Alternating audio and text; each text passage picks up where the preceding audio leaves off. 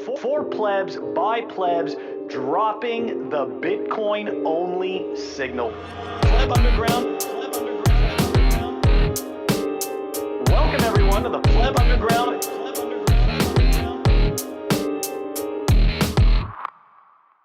Pleb Underground, episode 80, not MSM, so never click baity. 8080, catch a van 420, no beer here, catch a van, French plenty. A few glasses deep, it brings the melatonin. A few passes deep, it springs the melatonin. Fiat bros, hopium sellers, see medicated violence. Inner peace, be numb, dwellers, premeditated silence. All the seed oils disrupt the hormones, spread my seed soils, erupt the hormones. You lot busy MSTR baiting. It's so damn cheesy, it needs finally grating. Plebnet OG, they called me VP voice. Plebs net to G, they smashed by his first choice. I'm always animated like CGI. Some lines family friendly, they're PG guy. Fear is melting, it's ICY. My Bitcoin cold now, ICY. Still cooking daily, no slacking dates. Still booking, Bailey flows, stacking hates. Stacking sats, don't slave for a pension. Follow a stats, you slave for a mention. She likes the rope, a slave for some tension. All tapped out after her favorite extension. Asking questions, seeking answers. Bet on myself, not taking chances.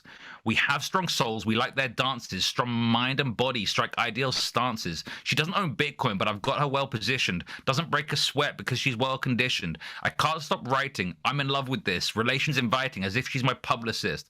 Lying awake, reading old ones in bed. Trying her cake, feeding bold puns she said. Nothing much more, not with a full mouth. Unlike Bitcoin, she's allowed to go south.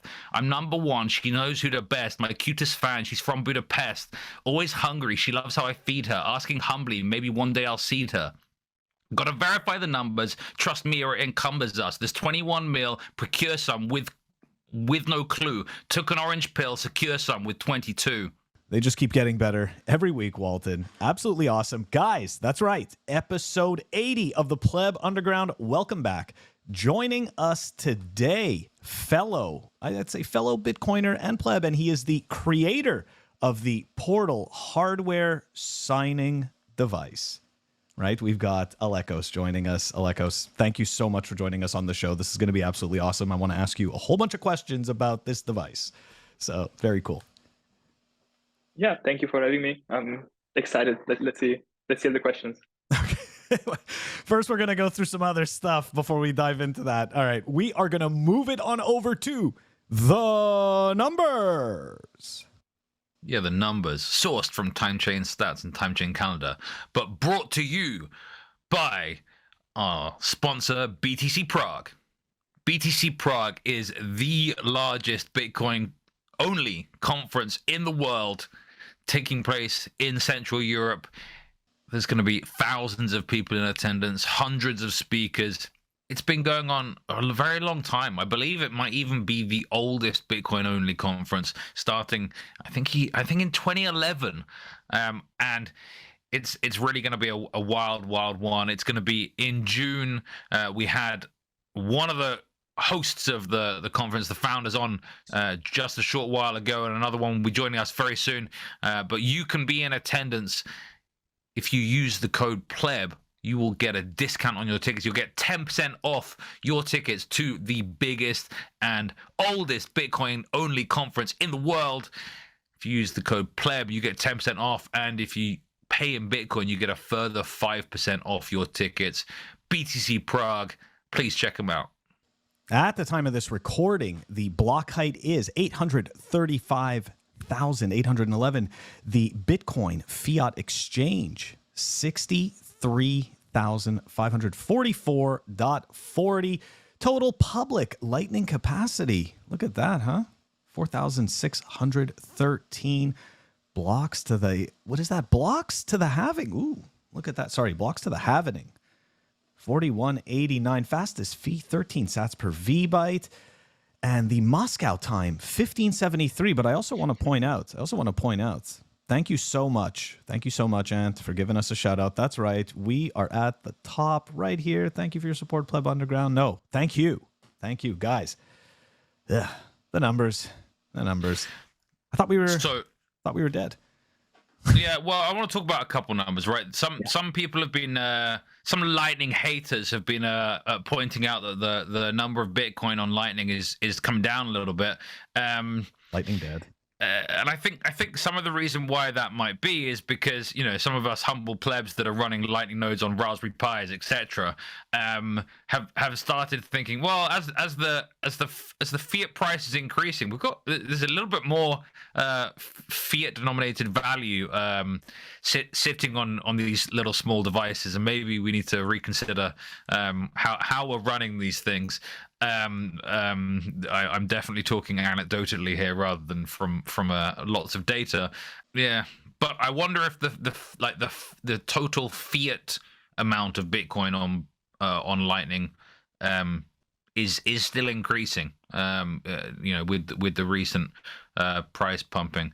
One other number I'd like to highlight that I don't think is on there, but I pulled it from Time Chain Calendar, is that right now the halving is estimated to be on Saturday, April 20th. That's 420 on a Saturday. It seems ideal. I'm going to be hosting a big party in London, a pleb event in some underground vaults. It's gonna be a good one. Dude, very cool. Doesn't this all kind of seem weird though, right? Like the halvening falling on 420, and then on top of that it's Saturday. It's like this is all just the ETFs getting approved, which we don't really give a shit about. But in terms of the grand story, right? Because it's always the best story that wins, and Bitcoin has the best story. Alekos, are you a Lightning node runner?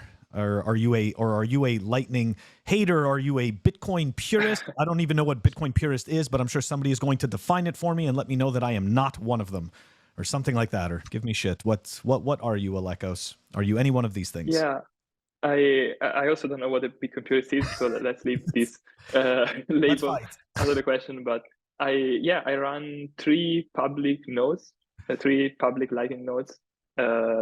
Plus I have like Phoenix on my phone, so that's technically another node. In terms of number, I also wanted to add, I guess one of the reasons why the capacity is not really growing much, or is declining in BTC terms at least, it could also be the fact that people are moving to these kind of apps that have mainly private channels. So compared to the beginning of Lightning, but first of all, obviously there was like a big hype, so everybody was trying Lightning just for the hype. Then people realized, okay, but it's too early. So probably some of the capacity we lost it to the end of the hype, but also to people moving from these kind of public nodes to Phoenix, these kind of apps that have mainly private channels. So maybe I would probably say, if I had to guess, the capacity, even in BTC terms, is probably increasing, but it's not showing up publicly, because nowadays many apps, many softwares prefer to open private channels. You know what? Quick question. Couple of questions on this. One, why run 3 Lightning nodes rather than just the one? And secondly, do you think the proliferation of Bitcoin to Lightning or Lightning to Bitcoin swap services have enabled people to more quickly deploy or withdraw funds between layers? So why 3? Because I have my own personal node. I have one node that I operate for ACBS, which is like an hackerspace. If you want, we can talk about it a little bit more later. It's like an hackerspace I co-founded and that I run. And then I have the other node, which is for the company, for 22. So the node that we use to receive payments for the hardware signer device. So I have 3 just to have like this kind of separation of my personal funds, the hackerspace's funds, and the company funds. I forgot the other question. What was it about the layers? About the intro? It's about so there's I think there's been a proliferation of swap services. So I mean back in the so I've been running I'm one of the early plebnet people. I've been running a Lightning node now continuously for about 3 years, which isn't maybe very long compared to how long some people have. But in 2021 we saw an explosion of Lightning liquidity and Lightning node runners, and that was in part fueled by this community that were enabling a lot of education peer to peer on how to run Lightning nodes. And in the early days, if you wanted to like do swaps, sometimes you do them in a trusted way with peers. So like you'd send them some funds on chain and then invoice them on Lightning, and hope they pay you. And of course they did. Yeah. But we had some sort of social, people didn't want to sacrifice their social standing or whatever it was. But you don't need to do like these kind of ghetto submarine swaps, as we called them. Like there's now a bunch of different ways that you can swap funds between layers. Obviously, there's Lightning Loop, but there's also newer things like bolts, which I think has exploded. Do you think these swap tools enable people to transition funds between layers in a faster way, because they can still hold on to the Lightning channel, but deplete it without without closing the channel? Yeah, I think actually one kind of design pattern I really like. I don't know if there are any apps like putting it together the way I would like to see it. But one thing which would make a lot of sense is to have a Lightning wallet on your phone that can also act as a single sig on-chain wallet. So if I want to make an on-chain payment, I can take some funds out of my Lightning channels. I can like splice out, or I can use some swap provider if that's available. So I can also make an on-chain payment just from my Lightning wallet, and vice versa. If I want to receive an on-chain payment, I can receive it and splice it in, or use some kind of swap service to do that. So I mean, I already use Zeus, which is has been my favorite app for Lightning node management that does both Lightning and on-chain payments. In fact, like a friend of the show, Evan Cludis, came on to talk about it when Zeus Pay was launched. But I don't think they don't have a swap service. Is there currently an app that has like all of these things built in? I don't think so. This is I'm kind of describing like maybe an ideal, like something we should maybe pursue. I think it would be ideal to have all of your funds. I mean, not all of your money, but all the funds you have on your phone, you have all of them in a Lightning channel, so they're all available for Lightning. But with this swap in and out or splice in and out, you can also make on-chain payments if you need to. So compared to Zeus, they make on-chain payments, but you have to keep some funds on-chain and some funds in a Lightning channel. It's like a separate, like segregation of funds.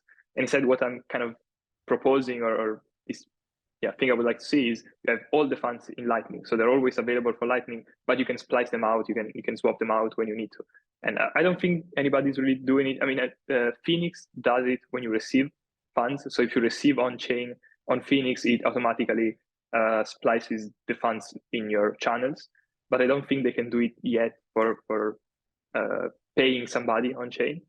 But yeah, no, I think swaps are great for this reason. You don't have to keep your funds. Some funds on chain, some funds on Lightning. You keep everything on Lightning, and you can also pay on chain when you need to. I mean, I sign me up. Like, if we can somehow get bolts into Zeus, or someone's going to build something new, it sounds awesome. I believe Phil has some articles for us to look at. Phil? He just blew my mind, by the way, with the private Lightning liquidity thing, because we know about it, but we really don't think about it, and Lightning fudsters never talk about it. So I appreciate that. I really do appreciate that. And it's a good reminder, right? Lightning isn't dead. Thanks, Walton, by the way, for providing these numbers links this week. So here we go. Dennis Hoddle. That's right, guys. We've got some... This should probably be part of Hopium, but yeah, forget it. We got plenty of Hopium, so we're just going to throw this into the numbers. 7 months up only. Current month in the green. Not even a 30% pullback.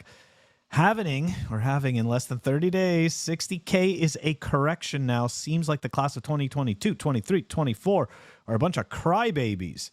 Yeah, I'm with him on this last point. Yeah, right? I'm with him like on that point. The numbers of crybabies will only increase as time goes on in Bitcoin. As Bitcoin grows to more and more people, there are going to be more and more people who get shocked at the slight dips that they're able to buy. Pussies. Yeah, no, really, yeah. I mean, come on. We're at all-time highs prior to the halving. We've completely changed the momentum of the pricing in terms of the cycles. Like, really? And you're going to cry about this? Like, people are crying at 60K? And it's true. It's true. It's so weird how, like, it's the brain, right? just normalized. It's because they don't remember the 58K stablecoin of 2021, right? So they're Right? like, oh, like what is this? Oh, like we blew through 60, right? And now 60 is a floor. Like, come on. Yeah. Alekos, I feel like because you're a builder, you don't really care. But what's your take? Is everybody just a bunch of crybabies right now? Yeah, I was gonna say that. I mostly don't care about the price. I feel like people compared to when I got into Bitcoin, it was 2017, so it was during the bull run. So I got into Bitcoin, and I was a little bit of a crybaby, maybe at the beginning, because I was getting scared when the price was going down. We didn't But I know. think people nowadays are, but I think it's worse now. Like in 2017, it was probably more than 30%. You know, the dips were probably much bigger. 85%. You remember? Yeah. It was insane. Yeah, I mean, I'm a 2018er, and I remember like my first ever buy, and then like the next couple of weeks, it went down like 20%. And I was like, wait a second, but I know how to do numbers, right? If I buy now, I'm lowering my average buy price, and then I don't need to go. It doesn't need to go up as much for me to be in profit. Okay, so I'll buy. Let's go. Like, come on. Like now, if anything, like I'm sad the price isn't dipping more. Like, come on, give me 58K, give me 40K, like give me some nice buying numbers again. Like I'm now wondering, like I remember feeling this in 2021, but now I'm really feeling this. Are we ever gonna go above 2,000 sats per dollar again? Do you think? Are we gonna drop below 50K ever again? I don't know. I don't know. But you know what? Speaking of OGs, speaking of regrets, and all that good stuff. Walton, once again, here's another. I like this one. Yeah, this is brutal. This is absolutely brutal. So here we go. Tweet from Marshall Long, OGBTC. Digging through old emails, found one of my old mining wallet addresses. Makes me sick. Don't be me. Oh my. So this is someone who's been mining for 14 years, so he deserves this OGBTC handle, I think, pretty well. Yeah. He took the wrong side on the fork war, and later made this correction. But like, can you imagine? Like, I mean, I can't imagine even touching 800 Bitcoin, let alone touching it and not having any of it. I mean, I'm sure Marshall's doing fine, but still, like, what is it? At 60K, that's like, 48 million. Dude, he's still that's a lot of money. He even says it still makes him sick to his stomach. I completely understand that. It doesn't matter. Like, it's so strange that regardless of the Bitcoin that you currently hold, if you're in one of those situations where you used to have significantly more access to significantly more Bitcoin and you don't now, it doesn't matter, because like whatever you have now pales in comparison to how sick you feel about what you had and you wasted. Yeah. It's again, it's the, I don't know if it's like the human survival brain portion of it that does this, but we're just, I don't know. We're just screwing ourselves. Guys, what do you think? Let us know. Put it in the comments. Guys, that's going to wrap up the numbers, and we're going to move it on over to the Fireside Chat. The Fireside Chat is brought to you by BTC Pins. Check them out at btcpins.com. Use the code PlebUnderground for 5% off. Absolutely awesome pins. That's right. It's pin collection shill time. That's right. I love it. Anyways, guys, btcpins.com. Check them out. Use our code PlebUnderground. Get a discount on your pins. btcpins.com. Welcome back, everyone, to the Fireside Chat. You know who our guest is by now, right? It's Alekos from 22, right? The creator of the Portal hardware signing device. I don't want Walton to reach across the screen and rip my head off, so I'm trying to say this consistently all the time.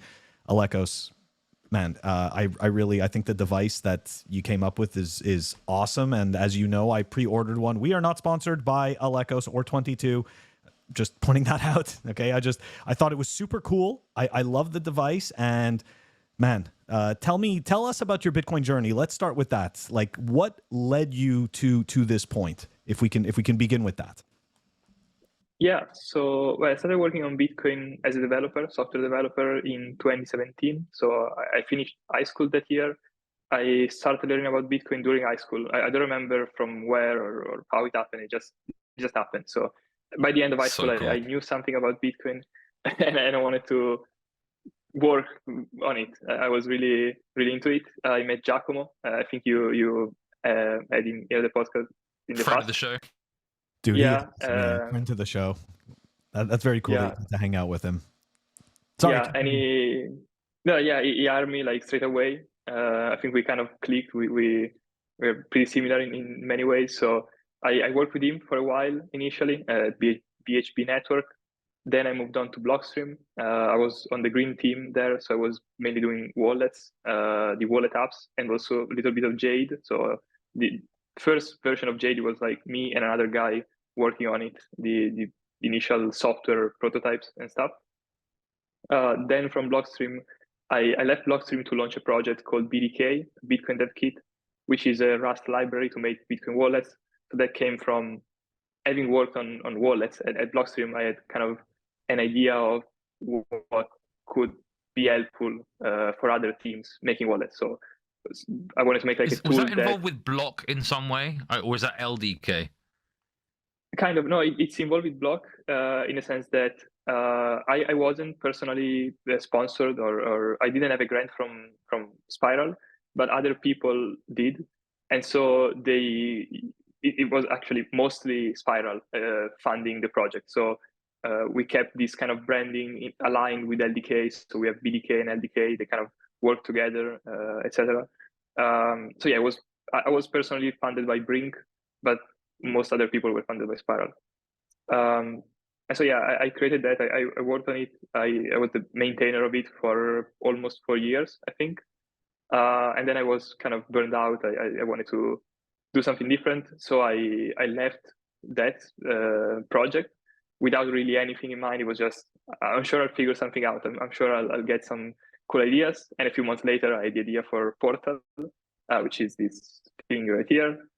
And I actually initially wasn't really this. Initially was a slightly different idea that kind of turned into this after a while. And so I've been working on this for more than a year, I think now. Yeah, and this is it. It's my story. I'm astounded as like how much work you've done. Like this, like you look so young, and it's like you've done more work than like almost anyone I've ever heard of in Bitcoin. It's insane. Yeah. So you left high school and then you went 100% Bitcoin, and you've not stopped. Like, it's incredible. What an incredible story. Yeah, an awesome story. Because you still kind of look like you just left high school. Like, that's where I'm like, how has he done all of this? Like, can you show that device again? I love this thing. I'm sorry. Please. Okay, so this signing device. Like Fractal Encrypt made a signing device. Yeah, I don't know. I feel like this thing's going to become a collector's item. Like, you're going to want to use it. Like, so everybody who knows me knows that like I get things and I keep them in mint forever. So I may have to, even though I pre-ordered one, I may have to order a second one and keep it in mint forever. And just so you know, I do have a cold card that I keep in mint forever. Like, I don't know why. I can't take it out of the packaging. I have another one that I use, but there's one that stays in the packaging forever. I don't know. Yeah, no, that was one of the ideas, or at least was one of the points I was kind of focusing on when I was designing it. I wanted to make it look decent at least. So I'm mostly a software developer, but to work on this project, I had to learn electronics, like electronic engineering, even like, I don't know, I designed the case myself. So like industrial design, this kind of stuff, I had to kind of learn how to do it. One of the goals was, let's make it at least good looking enough that people are going to want to buy it just because it looks cool. I'm not sure if I completely got there, but I think it's a good start. So it sounds like you're joining my campaign to make Bitcoin sexy again. I appreciate that. Thank you. Yeah, no, it matters. Okay, it matters. Nobody would give a shit. All right, this is going to be an unpopular take. People are going to hate me. Nobody would give a shit about the smartphone if it still looked like a BlackBerry. Just saying. Or a Nokia, right? Yeah, or a Nokia. And yet some signing devices look like Nokias and BlackBerries, right, Phil? Hey. It's just not sexy. It's not sexy. Anyway, and like, how weird is it that you pull out this 1990s phone and you're like, yeah, no, it's not it's a hardware device. Yeah, this is completely different from I'm not really trying to look like anything else. So, there are other devices that try to look like a calculator and stuff like that. The idea for this was let's make something new, something different. I like to invent new stuff. I don't want to copy others. It's boring to copy other people. I want to make something new. So, yeah, I mean, at least it's different. We'll see if people will like it. I already like it. So I haven't even used it Thank yet. you. I just love the way it looks. So, okay, so Thank let's you. talk about this. So it's completely contactless, right? There's no way to plug that thing in or anything like that. It only uses NFC, or does it also use Bluetooth? Or sorry, if you can go into that a bit. Yeah, so it's only NFC. There are no cables, there's nowhere you could plug a cable into this. And actually, the cool thing is that it's also powered completely by NFC. So there's no battery in here. This is completely passive, So completely it passive charges device. up from your phone, technically, right? From your It's not even phone signal NFC, it'll charge. charging up. No, but it's not charging up because there's no battery. It's like there's no battery. It's sapping the power, being powered. right? Yeah, just being powered straight from your phone, and when you remove it, it just powers off because there's no NFC field anymore. So I think that's from the engineering perspective, that was probably the hardest thing to pull off because it's you cannot get that much power from a phone, and we still have to power a microcontroller, a display, this thing here. So it was tricky to get it working, but it works very similar, if I'm not mistaken, to a proximity card and a proximity reader. That's what I meant by charging, right? Like essentially you bring the card near the reader, and essentially what happens is that the reader charges up the card so that the card can then send the data, So I'm assuming it's similar. I believe tap signers work like this, but tap signers don't have a screen, so that's kind of wild that you're able to pull that much power just out of thin air, so to speak. How many screens must you have tested to find the right one with the right power draw? Like, I feel like that must have been sourcing the parts for this. If you can discuss that, like what kind of challenges did you run into sourcing the parts for this? I feel like it couldn't be simple. I think maybe I got lucky. I did a lot of research, so I knew I found some articles online, some people talking about this specific display I wanted to use, which is pretty popular. It's an OLED display. Yeah. So one cool thing about that is that individual pixels are powered can turn on individually. and off, right? Yeah. So it's not like you don't have a backlight kind of thing like with LCD screens. So the cool thing is that if you keep your screens mostly black, like your UI mostly black, you save power. Yeah. So the design of the user interface is. I also had to keep this thing in mind. So don't put too many white pixels at once because it could be too much. But no, on that side, I got pretty lucky. I thought you just chose dark mode because you're a dark mode maxi. Is that not true? I also I think it also looks better, but it's not the only reason. There's also like a technical reason behind that.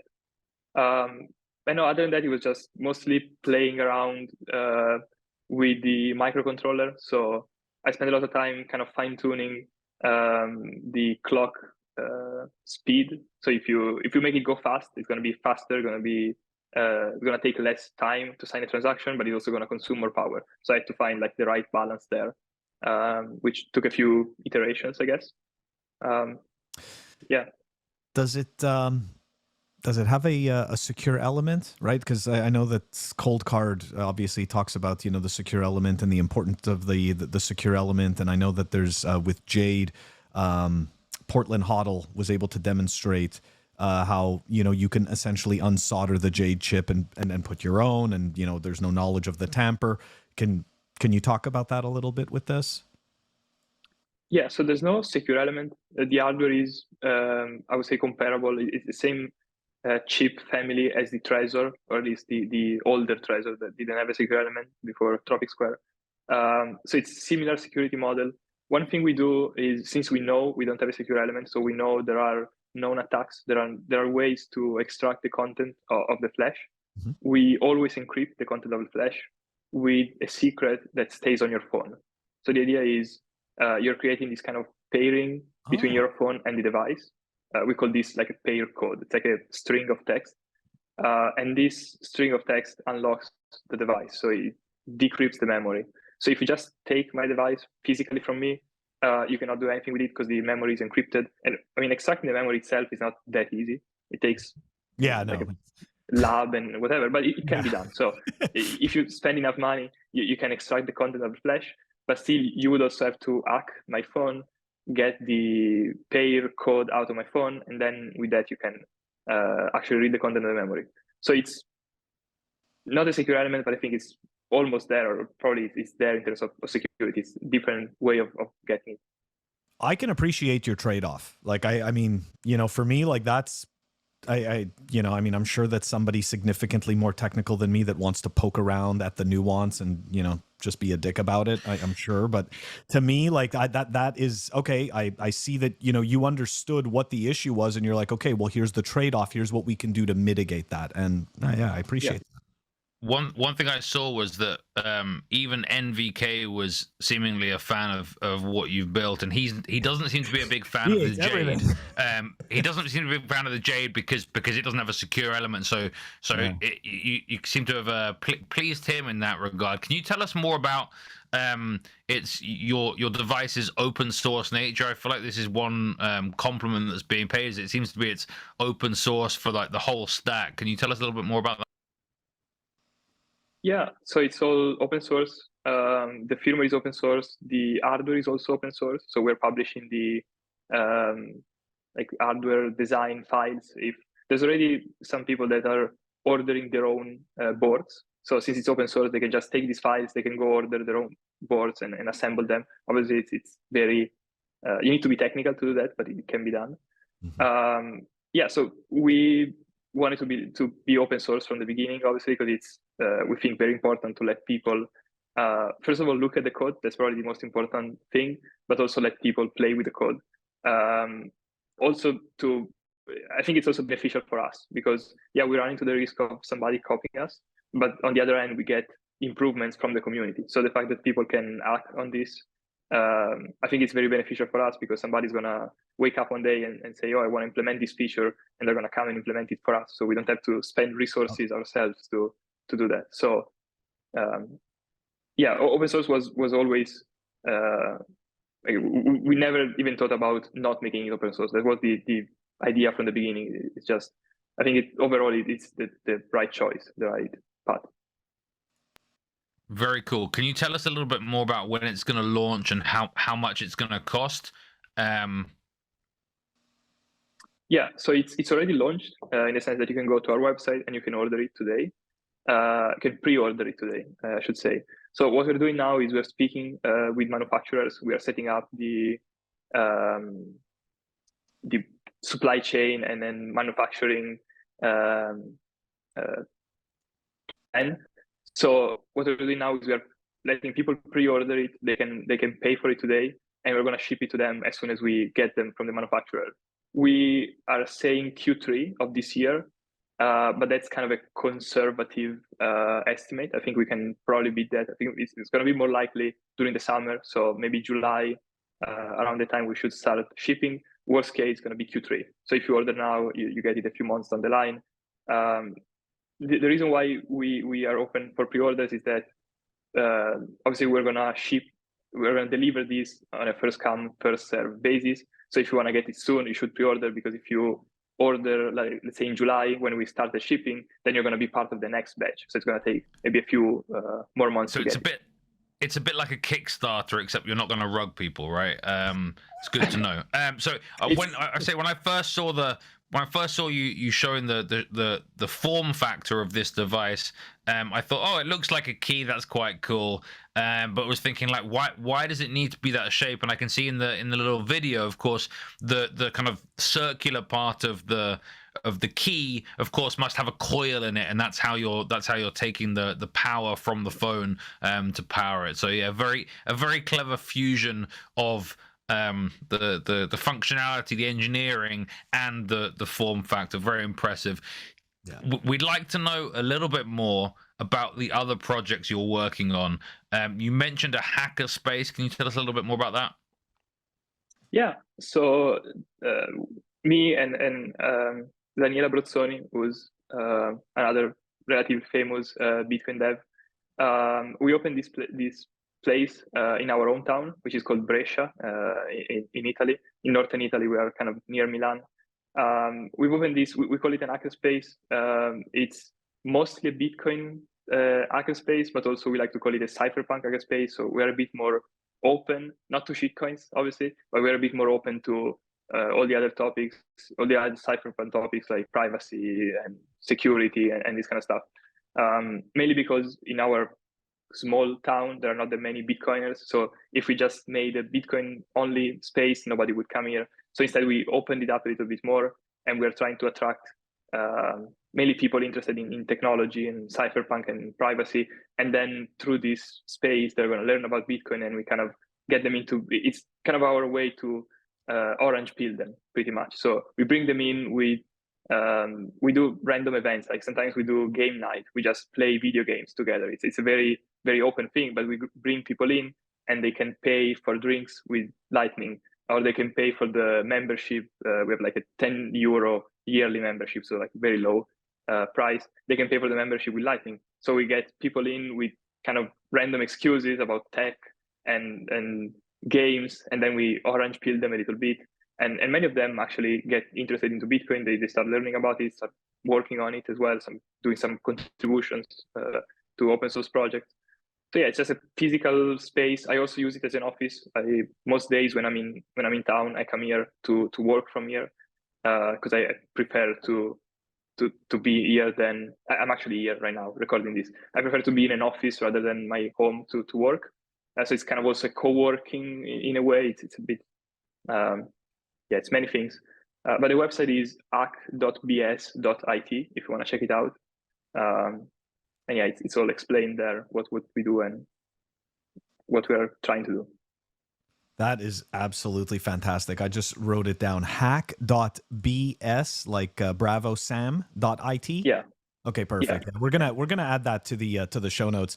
And actually, before we wrap up this segment, which by the way, thank you so much for answering all of our questions. It's absolutely awesome. I think a lot of people are going to get value out of that, and take a second look at your device that you've made. But how can everybody get in touch with you? How can the viewers find you? I would say Twitter probably. I don't use it much, but I check it almost every day. Because he's building. If you DM me on Twitter. Because I'm building, I'm busy doing stuff and not fighting on Twitter, but I do check it pretty regularly. So I would say probably Twitter. That's the best way. I don't know. You can probably put my my handle in the bio. Okay. So it's AFILINI. Filini. I say it in Italian. So it's better if you just put the link. That's going to be easier. Absolutely. We're going to put that in the show notes so everybody can find you. Guys, that wraps up the Fireside Chat, and we're going to move it on over to REKT. Up next, we have REKT, sponsored by our new clothing sponsor, Proof of Ink. Guys, we've got some very exciting new things to show you. We've got PlebUnderground merch. You can get your own PlebUnderground shirts, hoodies, and soon maybe more if you go over to proofofink.com, and if you use the code pleb, you will get a discount of 5.8% off all of the goodies, not just ours. You can get it on all other products that they do, but we would appreciate your support of Proof of Ink and the show if you get the PlebUnderground merch coming soon. Once again, that's proofofink.com. Welcome back to REKT. I have a few stories for you this week. The first story, I feel like this is a good indicator that the bull market is back. My mom shared me this originally, but like with a link that had like a paywall, and also she's not on Twitter, and so I'm not going to share the link that she sent me, but I'm going to share I'm going to share instead from friend of the show Nicholas Gregory, who was tweeting about this. Some Chinese takeaway worker, takeaway is what the British people call takeout, just for you Yanks, apparently held $3 billion in Bitcoin. I'm not quite sure how, but she got wrecked, and now it's being held by the UK government. Nicholas Gregory thinks this is bullish. I mean, do you guys want to know more about the story, or what do you think? I just want to know how they like, I mean, how and why, right? Like, it's like, I don't get it. It's like, why would it matter how much Bitcoin she has, and how did they take it from her? You know, so she arrived in London in September 2017. Yeah. And apparently she'd left her job and room in a Chinese takeaway and moved into a £5 million 6-bedroom house near Hampstead Heath, which is a wealthy area in North London. Apparently she claimed to be running an international jewelry business, and bought, this isn't very expensive, but a Mercedes, and was sending her son to an expensive private school. It said alarm bells rang when she tried to buy some of London's most expensive properties, including a 23.5 million 7-bedroom Hampstead mansion with a swimming pool, and a nearby 12.5 million pound home with a cinema and gym. Apparently she only had an income of just under £6,000 in the 2016-2017 financial year, and so seemingly couldn't explain the source of the Bitcoin that she would use to pay for these properties. And so the police raided her home in 2018. 61,000 Bitcoin. I know, right? So the 2.5 years this investigation went on, and then they realized that she had quite a lot of Bitcoin. 61,000 Bitcoin was worth 1.4 billion at the time, and its value is now risen to more than 3 billion, while 23,308 Bitcoin, now worth more than 1 billion, which is linked to the investigation, remains in circulation.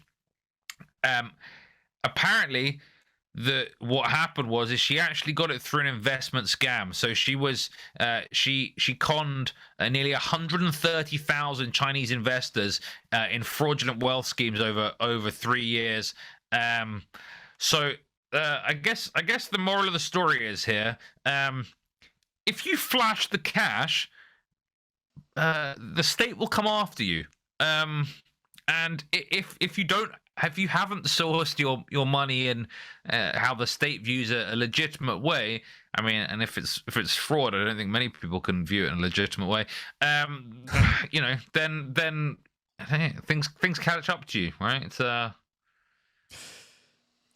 I mean, look, right there, her income statement, right? 2016, 2017. So look, as much as everybody complains about the governments and the taxes, and it's like, yeah, fuck the state, and all that good stuff. Hey, guess what? When your numbers don't add up, it doesn't matter how tough you think you are. Okay. Like they can take it all away from you. Okay. The state has the monopoly on violence, and that's just the honest to God truth about it. And you said it right there, Walton. She flashed the cash, and she just did not have the paperwork to cover what it was that she was doing. Right? Like that's what it was. So apparently she's still on the run. Like they haven't actually caught her. They haven't actually caught her. Police apparently still actively looking for her. Yeah. I guess it makes them work a little harder when somebody can run because they have Bitcoin, right? So they don't have to actually stay anywhere with their assets. Huh. Look at that. Individuals. Not that, of course, I condone her behavior, but hey, that's part of Bitcoin. But yeah, the point is that like AML laws, which is what tripped her up. Like AML will get you wrecked. Yeah. Yeah. So good luck out there. Sorry, I wasn't following all of it. I heard the noise, so I'm gonna go check again later. But I mean, if you're a scammer, I guess I'm glad they're finally trying to catch her. On the other hand, it's Bitcoin working, so unfortunately, Bitcoin can, and I think it's mostly used for good purposes. Sometimes it's also used for bad purposes. But the fact that she can run with Bitcoin, that's a sign that Bitcoin is working. Bitcoin is doing its thing. So a couple more stories for you on REKT. I'm going to show two stories or two links, and then we'll talk about these first. So we have one of my least favorite people on Twitter, and certainly the first simpfluencer that blocked me. In fact, I think it was the first person that ever blocked me on Twitter, because I called out the deplorable behavior that she engages in. Leia Heilpern. So this is someone who uses Bitcoin to scam people by telling them to buy shit coins and other bullshit, right? Predator shared these screenshots. So Leia it says, "What's happening on Solana right now? Why is everyone sending Solana to this address? I'm done missing out and I'm ready to play the game. Like, retweet, and drop wallet for mystery airdrop." And then I'm guessing this is in some Telegram group that she runs. Leia and Gideon exclusive. Gideon being her brother that she seems to have an inappropriate relationship with. It seems like they acquired almost 2,500 Solana, which apparently has some value of close to just over $428,000. And she's giggling that they raised that much money. Sorry, scammed that much money in just a 24-hour period. She says it's really mind-blowing when you think about it. It's moments like this which solidify blockchain technology as the future. And if you don't embrace this, you will get left behind. I mean, look at this idiot starting a sentence with the word "and." Like, come on. Like, don't follow people that can't do proper grammar. Anyway, like, it's nonsense. But yeah, like, seriously, fuck Leia Heilpern. You're a scammer. And yeah, I kind of hope you get caught like other scammers have too. Another shitcoin story, this time from Shire Hoddle, where another group of scammers, instead of successfully collecting it, actually burned their customer tokens by mistake. So and I read this tweet from some sort of sloth looking dude. "This is not a joke. I really fucked up and I'm really sorry. Was a simple mindless misclick when I was in the process of burning the LP. First try failed. I went to Sol Incen and the IP tokens didn't show up there. And so I thought I'll just clean out the wallet of these others. Once I did that, I went back to the Solana Tools website and burned the IP, not noticing that I had burned the tokens just before. The biggest probably here," I can't speak English, "the biggest probably here is I don't have 10 million, I assume he means dollars, to refund the pre-salers. I've been up for 3 days preparing this and fumbled at the finish line. I'm sorry to the people who contributed to the pre-sale. I'm sorry to the team who helped me the past 3 days. I don't see a fix currently. Don't even think it's possible." And then, of course, the comments: "You have to make yourself available for jail time. Can you send me my $10,000 back, please? Can I have my $10,000 back, please?" Moral of the story is, not your keys, not your coins, and fuck shit coins. It's literally that simple. Don't stop being a degenerate. Stop trying to get yield. Just buy Bitcoin, take it into self custody, and it's kind of that simple. Gentlemen, your thoughts? I'll just go first and just quickly say that's just absolutely embarrassing. And just again, right, it's the typical, play stupid games, win stupid prizes. Guys, like, we've said it before, shitcoining is nothing but rug pull protocols. That's all it is, okay? It's places for you to gamble your money. And then all they do is they simply just put the wrapper of something that is, desirable or respectable in some cases, which, I mean, we can argue about that because obviously there's a lot of crap out there that is not respectable and it's pure entertainment. And somehow people get conned into thinking that they're going to win. Like, I don't know what it is that they think they're going to win, but these guys, they don't seem like winners, right? Like, they're sitting there begging for their $10,000 back from this person who clearly should have never had access to those funds to begin with. Clearly. Anyways. Yeah, not much to add there, I guess. I think by now it's been many, many years of Bitcoiners telling people not to play with shitcoins. And if somebody's still doing it, it's I mean, yeah, that's their problem, I guess. So I'm sorry for the loss, but also I could see it coming, I guess. And they could probably see it coming too. They were just greedy. They just wanted to, I don't know, participate in whatever pre-sale it was, and now they're paying the price for it. Yeah. Play stupid games. It's literally the model Okay. of Bitcoining. One final story for you, and certainly this is one that I'm sure has already come across your plate, at least if you're on Twitter. Is the fragments of David Bailey's reputation keep taking further blows, right? He's seems to be getting off on the hate, and what am I talking about? Well, I'm talking about him trying to buy the souls of Bitcoin artists. We were shared by a frequent listener of the show, Mr. Business, who shared this little clip from Maddox.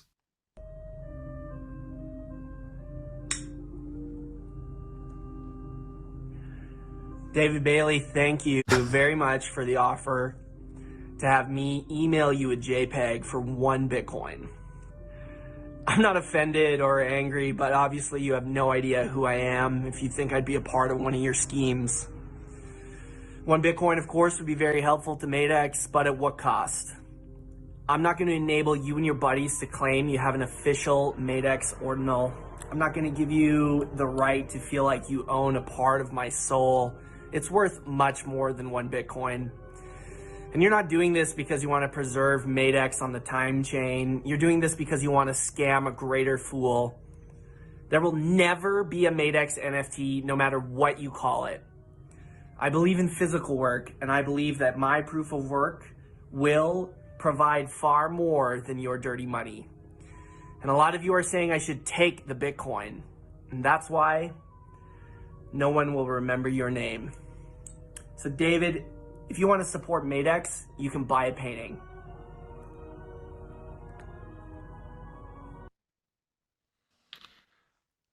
So, Based as fuck. yeah. So Madex is a long-time Bitcoin artist, and one that's never engaged in NFTs, and I think that's very respectable. I think he's spot on with his analysis that NFTs are about exploiting greater fool theory. Essentially, you're only buying this to sell it to some bigger idiot in the future, and that's where it has this value. You can appreciate art, but owning what essentially amounts to like a digital receipt that doesn't confer any sort of exclusive property rights to that art is just pointless. So I think it's very respectable that Madex took this stand. Certainly, 1 Bitcoin is an offer that I'm sure many people wouldn't be able to turn down. So yeah, tip my hat to him. He certainly came on Good Morning Bitcoin, which is a Twitter Spaces that me and Phil helped to run this week, and he talked about the clip that he'd made here. He said, unfortunately, the Godfather soundtrack isn't just running daily in his studio. But this was an offer that he could refuse, and so the music seemed apt for the moment. Your thoughts, gentlemen? Alekos, I don't know if you want to go first. Yeah, I really admire him. I also saw this video a couple of days ago. It's super based. I love it. I don't know. Like, I personally don't understand NFTs. I understand the human urge to collect stuff, like the attraction that unique or rare things have, but NFT don't make any sense. It's like a digital, it's like a JPEG. It's you're not getting any exclusive right. You're not the only one who can enjoy like a piece of art. It's I also think it's all like a scam. Yeah, like a scam circus of people buying and reselling this and hoping somebody will buy from them. So kudos to Maddox for not taking the Bitcoin and not jumping onto the NFT bandwagon. Yeah, I totally agree. And as you know, Walton, we did a clip that actually dropped today because we record on Fridays, and it's just covering that entire Madex situation, but as well also covering Francis Pulio's comments. And yeah, I gotta say that, you know, my take from that clip is essentially the same thing, you know, that I'm going to repeat here, is that I think it's very important that, you know, people speak their minds and that they're true to themselves. And Madex is true to himself. And I think that seeing that, right, like that's also an example. And I think that sometimes some people need to see that in order to find that strength in themselves, in order to be themselves in some cases. So, you know, he did more than just say no to one Bitcoin. And the effects of that may not be calculable, you know, calculable. anyways, yeah. That's, I think the point is though, is that like if you can sell out in the short term and it'll hurt you in the long term, right? You may your, what do they say? Like reputation takes a long time to build, but you can burn it instantly. Yeah. So I think it's the respectable move, and I'm sure all of the attention from this video, he may well have even already sold another Bitcoin of art. I mean, the dude produces a lot of stuff, and I'm sure like there's a whole bunch of Bitcoiners who maybe some who haven't even heard of him before that'll be flocking there to buy some of his art. So yeah, I mean I know Dieter thinks that Bitcoin art is a scam, but I'm pleased I've got a crypto graffiti piece over here, like you know. I have a Madex piece and a Chief Monkey piece. So yeah, cool. I totally. Yeah. I mean, come on, you know, it's like, again, but you see, why are we buying these things? I'm not buying Madex's art because I think I'm going to be able to sell it for fucking 10 or 20x. I don't give a shit about that. I want that thing to hang on my wall until the fucking day I die. I don't give a shit. Well, I'm not selling it. Like that's right, the difference. Right. It's, you know? These things. Some people say, okay, well, does art have real scarcity? I mean, I kind of think it does. I think it's like you're buying a piece of history. I don't think that applies to NFTs. I just don't. Guys, yeah. Let us know what you think. Put it in the comments. And that's going to wrap up REKT. And we are going to move on over to the Hopium. The Hopium.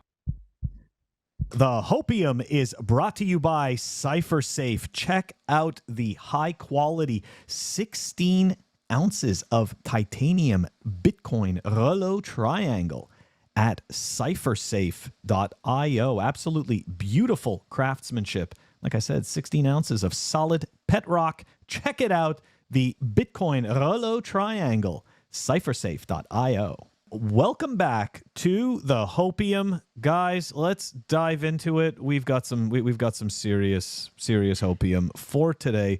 All right. So first, tweet from BitPain. Simple explanation for the GBTC bloodbath. That's right, guys. GBTC is the new bear whale, right? I think that's what DC that's what TC is calling them, the bear whale. Anyways, so it's this cycle's bear whale. They've got a whole bunch of corn. And it seems every time we pump, we end up getting some type of news of the GBTC outflows. Anyways, so for about 6 months, GBTC traded at nearly 50% discount to BTC net asset value. This rapidly closed into the ETF approval, suggesting that a lot of relatively sophisticated buyers, i.e. anyone aware of and hoping to arb a net asset value discount, acquire GBTC and may own up to 50% of the fund. Liquidating this position post-ETF conversion requires one-to-one BTC sales, which has meant that up to 50% of the BTC must be sold off simply to allow the arbitrage investors to exit.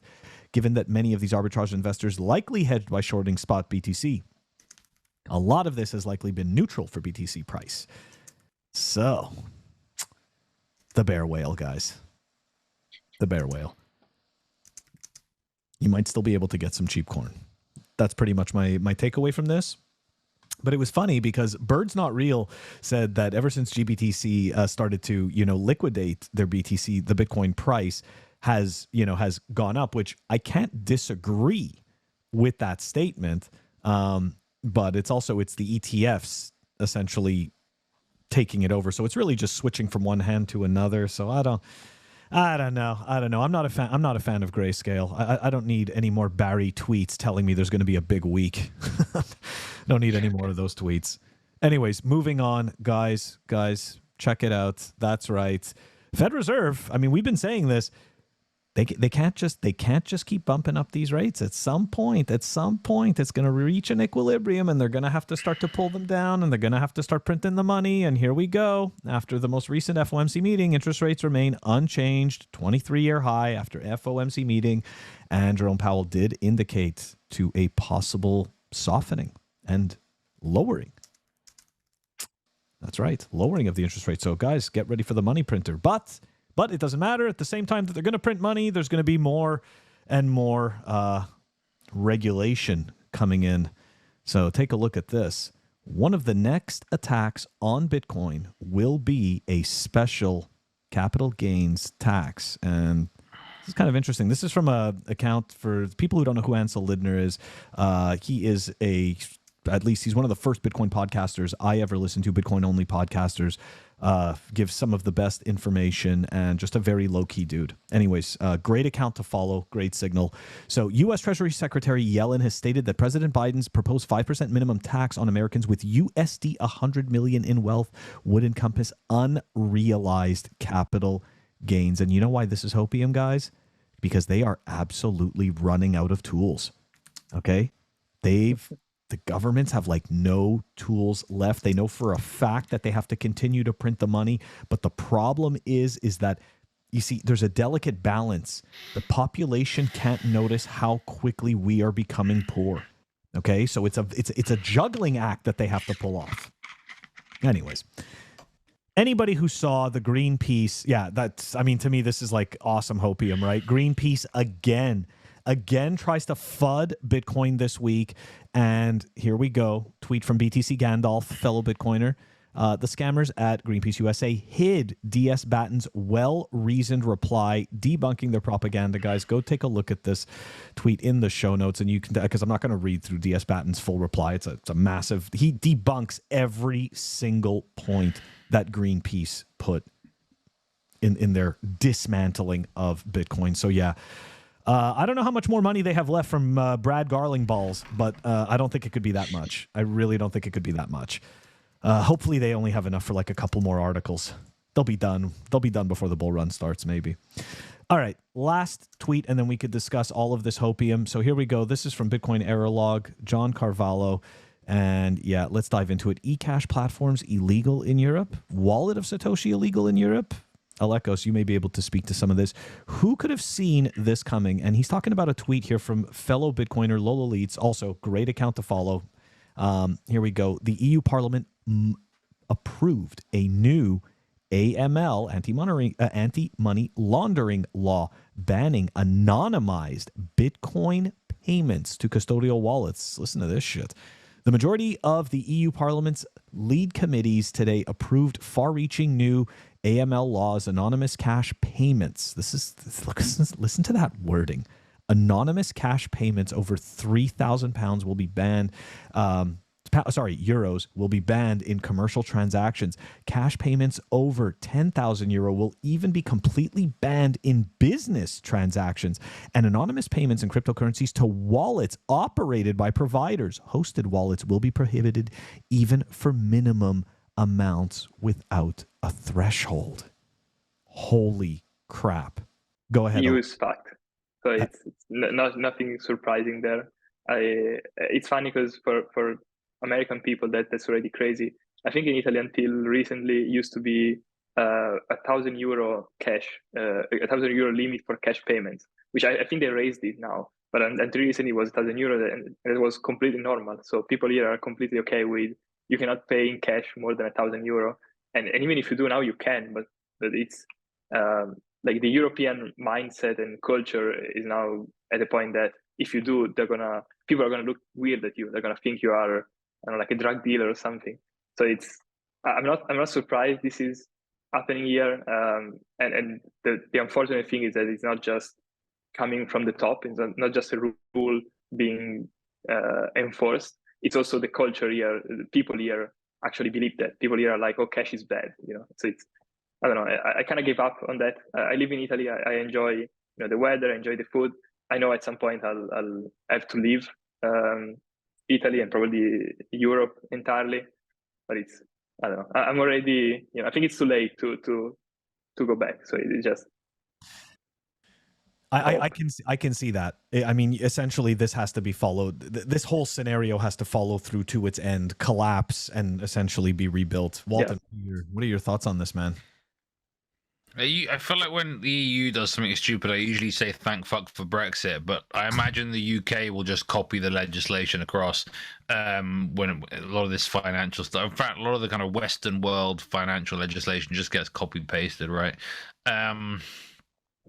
This might actually, I mean, I see this it's positive because it's going to mean that people then do it non-custodially and rather than using custodial wallets, so that's a good thing. But it is going to actually cause a change, whereas the EU banning Bitcoin mining does fuck all when energy prices in Europe are wrecked, mainly because mainly because of Germany, right? Germany decided under pressure from the Green Party, etc., that apparently nuclear power is really bad, and they became hyper reliant on Russian gas, and then of course Russia rug pulled them, and because European energy markets are almost all interconnected, that just like wrecked the European energy market. Yeah, I mean, there's going to be more and more legislation to try and prevent all sorts of things. But I see it as bullish, very, very bullish for self-custody and for privacy improvements that have to be taken by people. I think sometimes necessity is a good driver of innovation and adoption. So bring it on. Yeah, I definitely agree, and I do think it's bullish. And the reason why I put it in Hopium is specifically because this is more of the then they fight you, right? Like supposedly we're not being taken seriously, right? Because JP Morgan, Jamie Dimon's still making jokes, right? He's still laughing about this $1 trillion asset that's eating the world's value, but the governments, they don't seem to be laughing. They're not laughing anymore, okay? And they're getting worried, and now they are starting to do the weird, I shouldn't say starting, they are increasing this weird tyrannical shit because they know that their money's broken. They know that we know that the money's broken. And they also know that we know that they can't hide it. So it's time to impose more laws. It's time to become more tyrannical. It's just unfortunate, and I'm not trying to be a doom and gloomer. I'm just trying to say, hey, look, this is the point of government is not to reduce its footprint.